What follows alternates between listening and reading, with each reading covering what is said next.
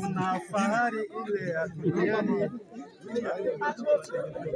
na fahari moja ya jua na fahari nyingine ya mwezi na fahari nyingine ya nyota, maana iko tofauti ya fahari hata kati ya fahari, maana nyota na nyota na kadhalika, na kiyama ya watu kupandwa katika uharibifu, kufufuliwa katika kutokuharibika, kupandwa katika aibu, kufufuliwa katika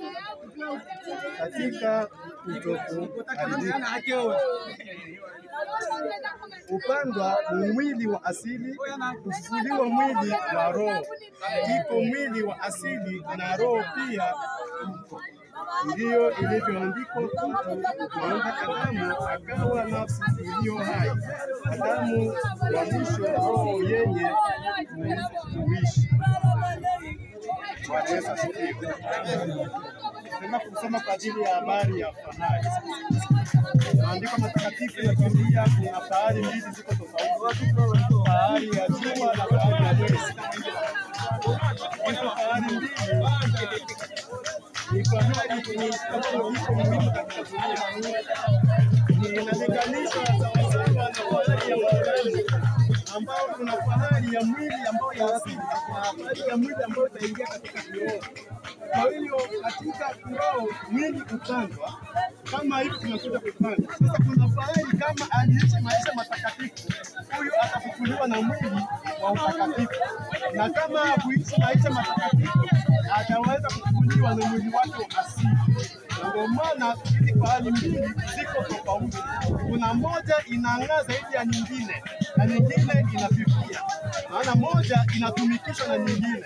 Yaani katika vitu viwili kuna kitu kimoja ambacho kiko juu ya nyingine. Kwa hiyo fahari tunayoitaka kuisema ni fahari ya jua, maana fahari ya jua kila mtu anaiona, na hiyo inaonyesha kwamba alama ya Mungu. Kwa hiyo mtu anapopandwa katika fahari ya jua, siku moja ataingia katika uzima wa milele.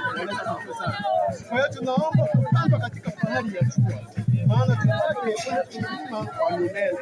Lakini tusipopandwa katika fahari ya jua, tutaweza kufa katika mwili wa asili na tutafufuliwa katika mwili wa asili. Sasa ni wakati wetu sisi wa kuchagua ni fahari gani ambayo unahitaji kuishi, ni fahari ya jua au ya mwezi au ya nyota. Lakini nikwambie tuchague fahari ya jua, kwa maana zinang'aa, inatumikisha fahari zingine zote. Jua maana Mungu.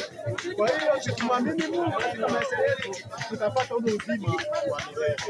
Jina la Bwana libarikiwe.